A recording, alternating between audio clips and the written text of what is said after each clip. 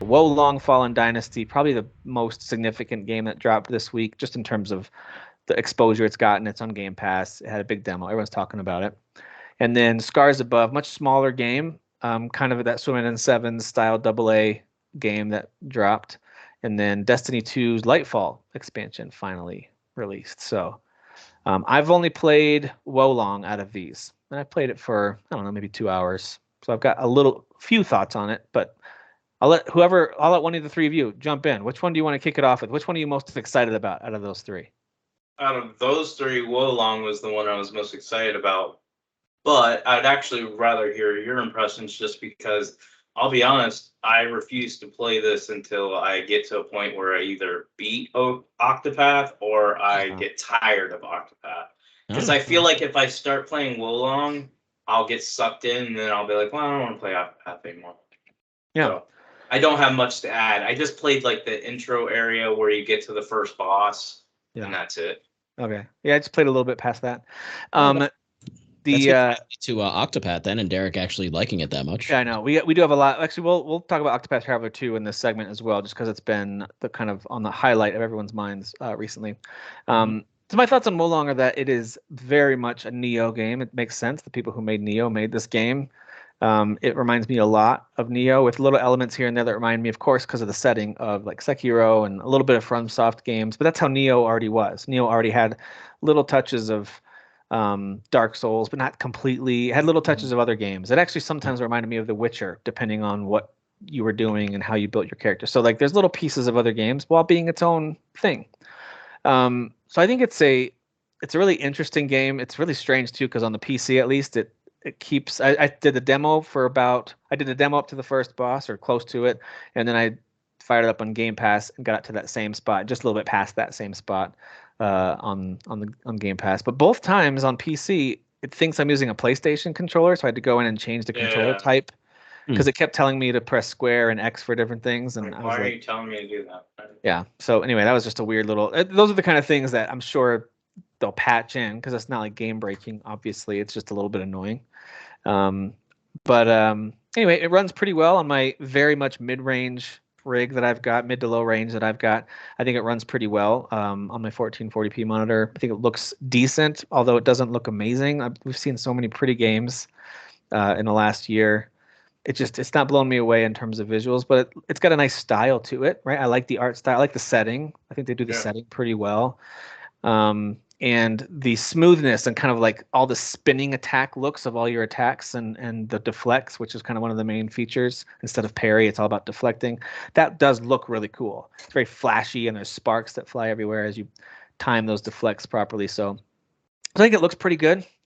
It's very, very fast. So Elden Ring was like a purposeful action RPG. Every button you hit had to be purposeful. Some builds were really quick, but a lot of them were just slower compared to super fast-paced action games. And until you play a really fast game, it's hard to really recognize how a game like Dark Souls or Elden Rings is much slower feeling. And this one's quick, man. It's very fast. And that's a good thing, I think. I don't mind it. I think I kind of prefer the more meticulous, take your time and think it out. This can feel a little bit button mashy. I do think, and I've seen some reviews that confirm this, the major encounters, I did one mini boss and one major boss a couple different times. And once you learn the timing on the deflect, I don't know if every boss is going to be this way, but it becomes a little easy, which is a little strange.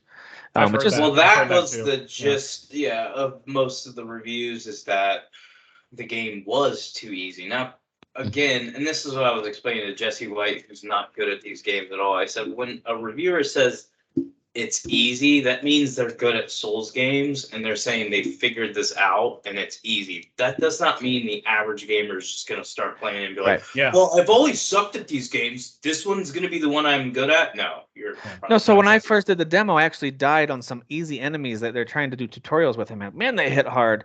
But once I kind of got the groove of the speed of combat and the that's speed really what it is, how fast it is. And then I was like, oh, okay. And then I barely got hit playing it through on the Game Pass one. Now, I've heard that one of the things that keeps this game from getting scored super highly, from some folks at least, is the very inconsistent difficulty. I've heard that it can spike up and be crazy frustrating because whatever. You can't deflect every attack. I've only, granted, I have not seen a lot of people talk about this, at least in my feeds, but I saw Alana tweet about it. Everybody's favorite, Alana Pierce, and she said that once you get past the first boss and figure out the deflect, it's like way easy after that. Apparently, so apparently the hardest boss, like there's a huge difficulty spike in the very first main boss, and then after that, it's like, oh well, I'm good.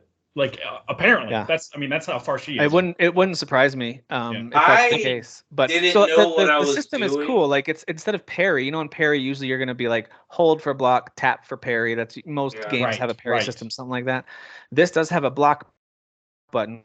Different. It's your left shoulder button, and then your dodge also acts as your deflect. So if you double tap it, you're gonna dodge out of the way. If you just hit it once in a direction, that's when you're gonna do a deflect if you time it right. And you can deflect smaller attacks if you want to, but the better thing to do is wait until they glow red. They're gonna do like a critical attack at you, and that is it's almost like once you get the timing is not easy. Like you'll get hit a bunch as you're trying to figure out the timing. Don't get me wrong. But once you get it, it feels a little more like an Arkham game because you're just looking for that signal to hit your counter button, essentially. It's like Hogwarts Legacy timing, kind of, where it flashes red above your head. It's like, harder this is where I can get a perfect one. It is harder than both of those. Like the window is much smaller, and like you can get demolished if you mistime it.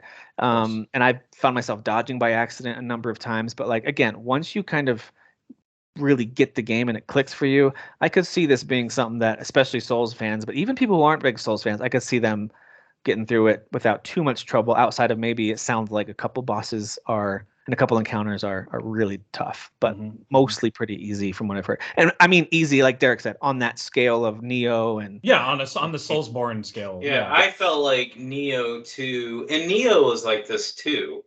So the Nioh games, what makes them, I think, there's other differences, but majorly different from like the Souls game is the loot system. So obviously they're faster, and there's some other systems built into the game that are different. But the big thing was like the loot system. There's a lot of different gear. Like you can level up in like Bloodborne and the Souls games, but it's not your gear.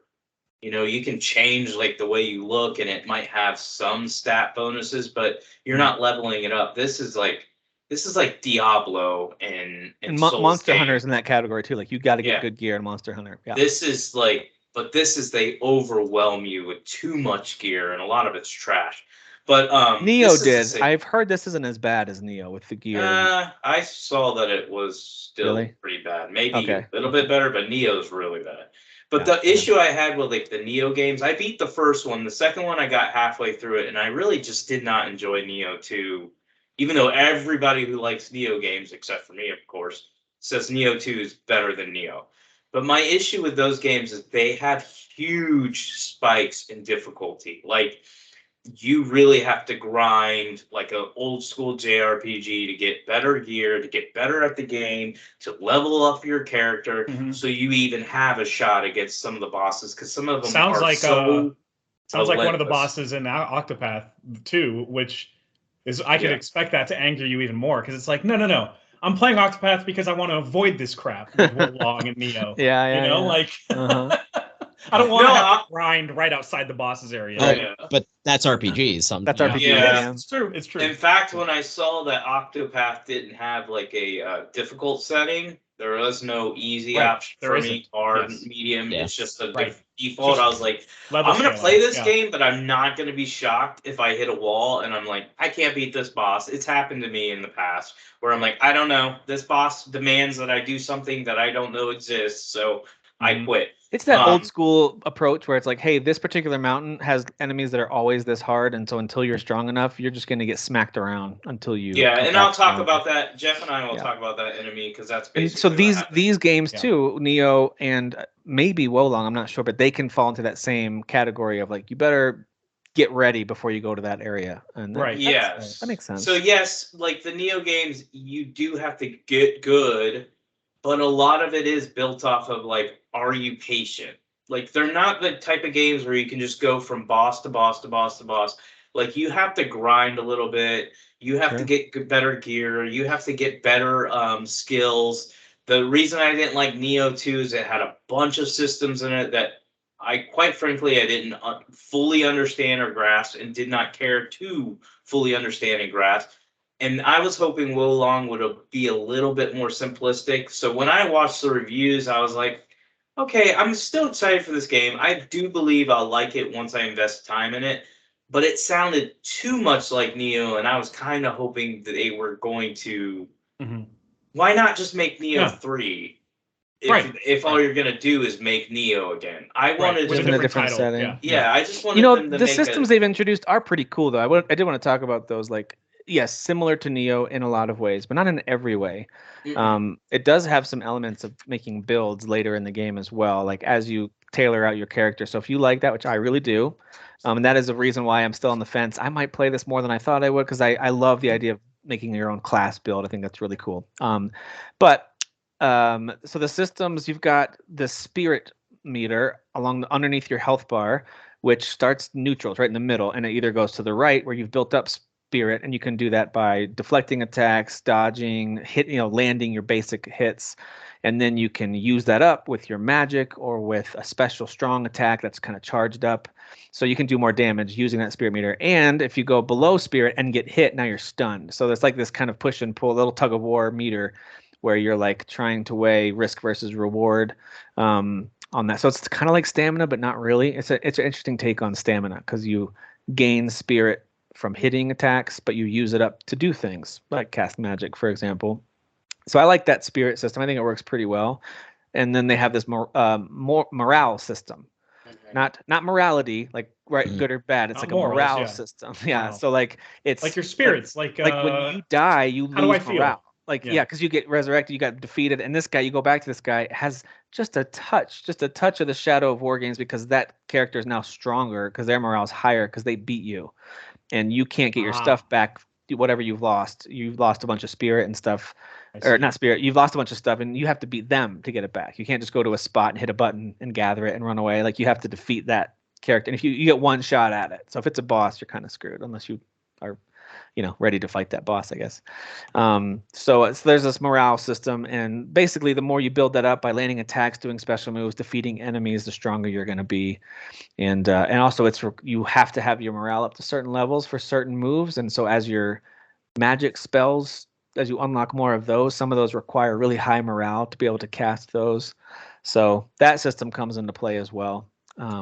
It's interesting. And then when you level up, you've got 5 categories, and they're all kind of based on these essences, or like you've got earth, fire, metal, water, and I forget what the other one is. I'm blanking on it. But each of those, of course, it's what they sound like. Like, fire is going to be more attack, and you build up more spirit when you attack, so you can unleash stronger attacks. And earth is much more defense and health points. And metal, I think, had to do with more stamina, and you build up spirit faster, so you can do more moves, even though they don't hit any stronger. So like, the idea is you build your character how you want out of these 5 categories that are each attached to all these different stats. So I like the systems. I think at first, because they're named different things, I kind of was like, oh, this is going to be a lot. I don't know.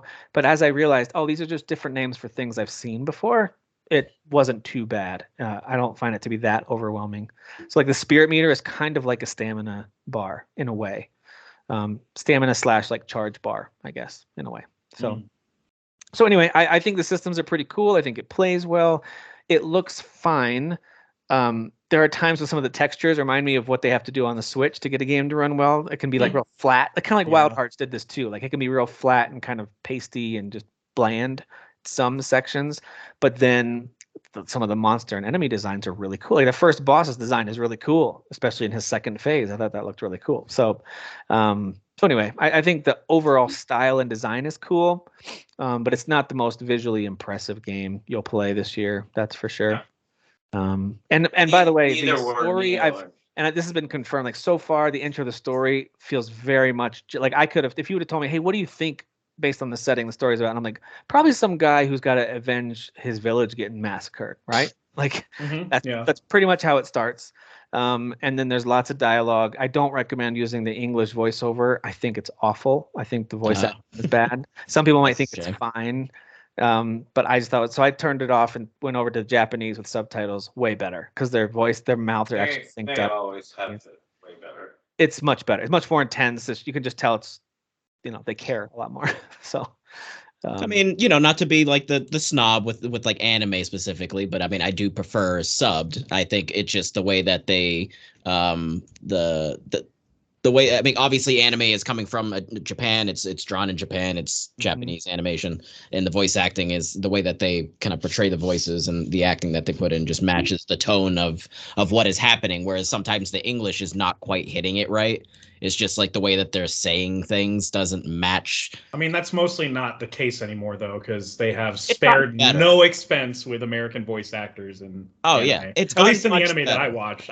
Yeah. You're right. For sure. It's much. I'm like, better, holy crap, dude. Yes, yeah. but there are some cases where it's like, did someone's definitely. uncle come in and do this part? Yeah, yeah, exactly. Yeah. Like so basically, did this part, yeah. it's like Patricio or whatever his name is from Octopath, if he was to do anime. That's what the American voiceovers always remind me of. They kind of take you out of the setting. You're like, what are you doing? How are you talking like that? Y'all, we're here to school of superheroes. We're going to fight a big monster, right? What? This doesn't fit the tone of the show at all. What is happening? Yeah, so if you liked Sekiro, if you liked the Nioh games, even if you've kind of like dabbled in the Souls games, but they haven't quite grabbed you, they feel too slow maybe, or everything feels too heavy. That was always my thought with Dark Souls games, or Bloodborne, whatever. Like if you are interested, this might be one worth trying. It's on Game Pass anyway. I think it's a pretty solid game, but it's one of those ones you have to pay attention and really kind of devote yourself to, like, all right, I'm going to learn the system and play it till I get pretty good at it. And it's like most of those games. So it's definitely high quality. Like the 8s make sense to me. Like, and based on my couple of hours with it, the scores right around 8 are making the most sense to me based on like when you compare gameplay and visuals to other games. It's not a 10, but I think it's good. So I think an 8 is just about right. I think it's at an 81 on Metacritic, something like that. So yeah, wow.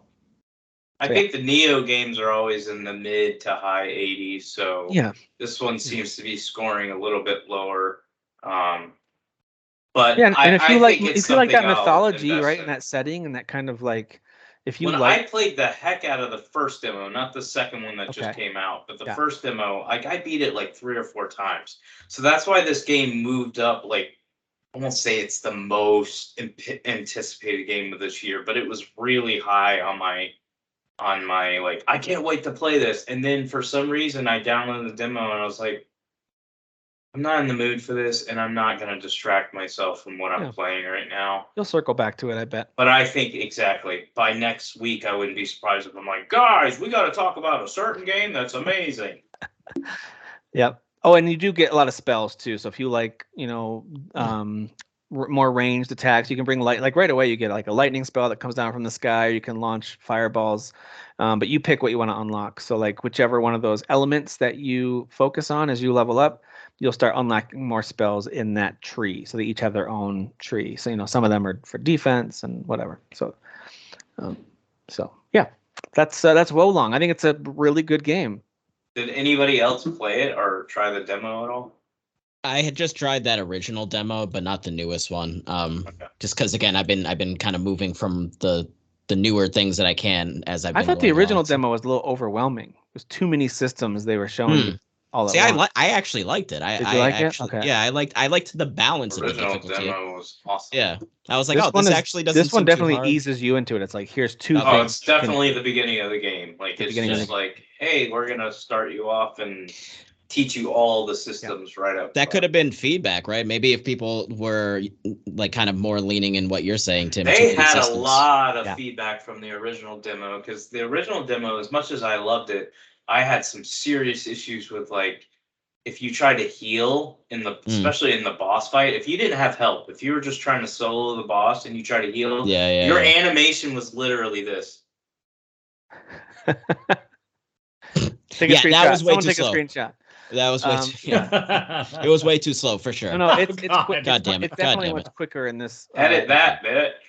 It's definitely much quicker in this one, like, because I've healed during the boss fight and it is much faster. Yeah, they fixed a lot of stuff that people were complaining about. I also think that's why the I don't remember, and I could be wrong, but I don't remember the deflect system and parry system being like this in the original demo where it was such a big, huge part of it. Yeah. I know it was in it, but I'm talking about where I only fought the boss once. Like, I just fought him once. Yeah, me too.